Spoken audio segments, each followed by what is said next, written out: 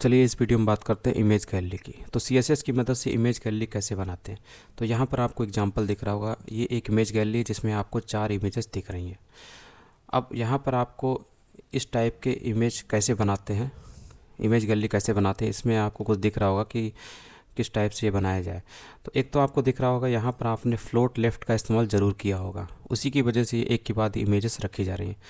और यहाँ पर आप हर एक इमेज को एक किसी न किसी कंटेनर पे भी रख रहे होंगे, तो यानी कि आपने डिव का इस्तेमाल भी किया होगा, क्योंकि डिव को अधिकतर हम कंटेनर की तरह इस्तेमाल करते हैं। और यहाँ पर आपको हाइपर लिंक दिख रहा है, यानी कि जैसे माउस इसको हम लोग क्लिक करेंगे तो आपको ये इमेज दिखेगी। ठीक है, यानी कि यहाँ पर आपने एंकर एलिमेंट का भी इस्तेमाल किया होगा। और आप देख रहे हैं जैसे इस माउस से इस इमेज के ऊपर अपना माउस ले जाते हैं तो आपको यहाँ पर इसमें चेंजेस भी दिख रहे होंगे इसके बॉर्डर में। इसका मतलब इस यहाँ पर आपने सीडो क्लास का भी इस्तेमाल किया होगा, यानी आपने हावर का इस्तेमाल यहाँ पर किया। तो इतने तो आपको समझ में आ रहे हैं और यही चीज़ें यहाँ पर इस्तेमाल की गई होंगी। तो सबसे पहले हम लोग देखते हैं, तो आपके ये यहाँ पर डिप बनाए गए हैं बहुत सारे, जिसके अंदर इमेजेस रखी गई हैं। तो आप देख रहे होंगे यहाँ पर इतने डिप बनाए गए हैं और हर एक डिप में आप देख रहे होंगे कि इमेज को रखा गया है। ये यहाँ पर हाइपर लिंक HRF जो होता है, हाइपर रेफरेंस एट्रीब्यूट, इसमें आप इमेज का एड्रेस देते हैं। ठीक है, तो यहाँ पर आपने टारगेट एट्रीब्यूट दिया है, जिसका मतलब है कि इस एड्रेस पर जब आप क्लिक करेंगे तो ये जो लिंक है वो नया पेज के रूप में ओपन हो जाएगा, नए पेज के रूप में, इसलिए टारगेट में आपने ब्लैंक दिया है। और यहाँ पर आपने दी है उस इमेज को जो कि इमेज दिखाई देगी। इस इमेज के ऊपर जैसे ही आप क्लिक करेंगे वैसे ही ये जो इमेज है ये इस एड्रेस पे आपको ले जाया जाएगा, यानी कि ये इमेज ओपन हो जाएगी। कहने का मतलब ये आपको डिस्प्ले होकर दिखाई देगी ये इमेज, और जैसे इसके ऊपर क्लिक करेंगे तो इस एड्रेस पे आपको ले जाया जाएगा। तो इस पर आप ये इमेज पड़ी हुई है तो यही आपको डिस्प्ले होकर दिखाई देगी। तो ये एंकर एलिमेंट है जिसके कंटेंट के रूप में आपको इमेज दिखाई दे रही है। तो इसी टाइप में सारे हैं यहाँ पर। और यहाँ पर इस डिव के अंदर एक तो ये एंकर एलिमेंट है, दूसरा एक डिव क्लास भी यहाँ पर पड़ा हुआ है, डिव भी पड़ा हुआ है, जिसके अंदर एक क्लास बनाया गया है डेस्क नाम का। इसको आइडेंटिफाई करने के लिए, इस डिव को पहचानने के लिए डेस्क नाम का क्लास बनाया गया। ठीक, तो यही सारा इसमें किया गया है।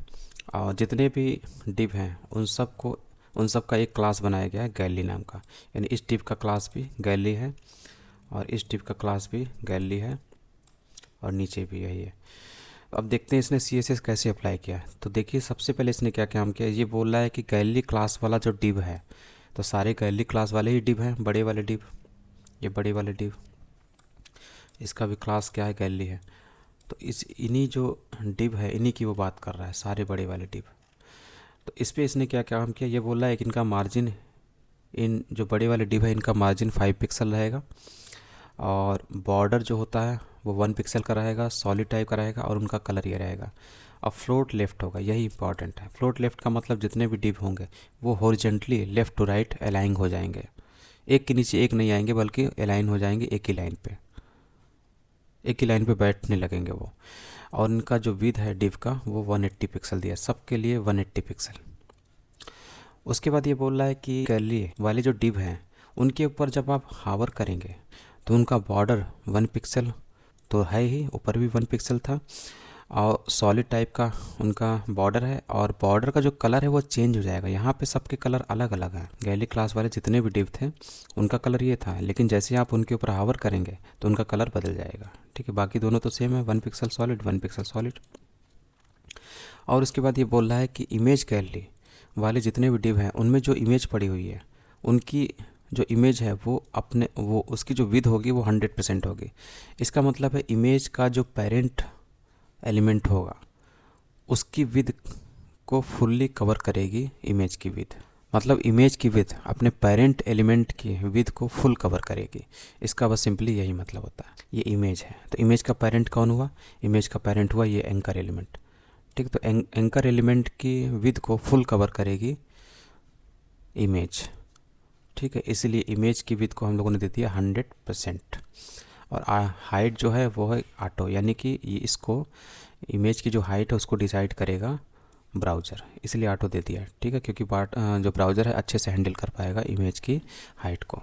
और उसके बाद ये बोल रहा है जो डेस्क नाम का क्लास था उससे संबंधित जो डिव है उसकी पैडिंग 15 पिक्सल रहेगी और उसका टेक्स्ट अलाइन क्या है, सेंटर है। तो आप देखिए यहाँ पर सारे डिव, बड़े वाले डिव में एक छोटा डिव भी है डेस्क क्लास वाला। तो इसके कंटेंट की बात कर रहा है, ये बोल रहा है कि इसका जो इसी डिव की बात कर रहा है। तो इस डिव में इसकी पैडिंग कितनी रखी जाएगी, 15 पिक्सल, और टेक्स्ट लाइन क्या रखा जाएगा, सेंटर। यानी कि जो टेक्स्ट होगा, ये जो टेक्स्ट लिखा हुआ है ये सारे अपने डिव के सेंटर में होंगे। बस यही इसका मतलब है। पैडिंग मार्जिन तो आपको पता होगा, यहाँ से हम लोग समझते हैं इसको। इंस्पेक्ट में आते हैं और यहाँ पे देखते हैं कंप्यूटेड में। तो देखिए पैडिंग मार्जिन क्या होता है, यहाँ से आपको पता चल जाएगा। ये कंटेंट होता है, कंटेंट के ऊपर पैडिंग, पैडिंग से बाहर बॉर्डर, बॉर्डर से बाहर मार्जिन। ठीक है, तो इसी हिसाब से होता है। यानी कि ये जो कंटेंट लिखा हुआ ना, ये जो कंटेंट है यहाँ से यहाँ तक इतना, ये बीच वाला है। ठीक है, इसके बाहर पैडिंग होता है जिसको बढ़ाने की कोशिश कर रहा है, यहाँ पर 15 पिक्सल का करेगा इसको, ये हिसाब से ये है। अब आप इसका आउटपुट देखेंगे तो क्या दिखेगा, इस टाइप में आपको ये इमेज दिखेंगी। ठीक है, थोड़ा सा इसको हम लोग एक लाइन में कर लें तो सारे देखिए एक लाइन में आ जाते हैं, क्योंकि फ्लोट लेफ़्ट किया गया। जैसे इनके ऊपर माउस ले जाते हैं तो देखिए इनका जो बॉर्डर है वो भी, उसका कलर बदल रहा है। अभी कलर नॉर्मल है, जैसे कि इसके ऊपर ले जाएंगे तो कलर बदल रहा है। ठीक है, और ज़्यादा इफेक्ट नहीं दिख रहा है तो हम लोग क्या काम कर सकते हैं, इसके बॉर्डर को जहाँ पर हावर वाला इफेक्ट है उसको बदल सकते हैं। इसको हम लोग 2 पिक्सल कर दें और इसको हम लोग कर देते हैं ग्रीन, येलो कर देते हैं, थोड़ा ज़्यादा शाइनिंग होगा।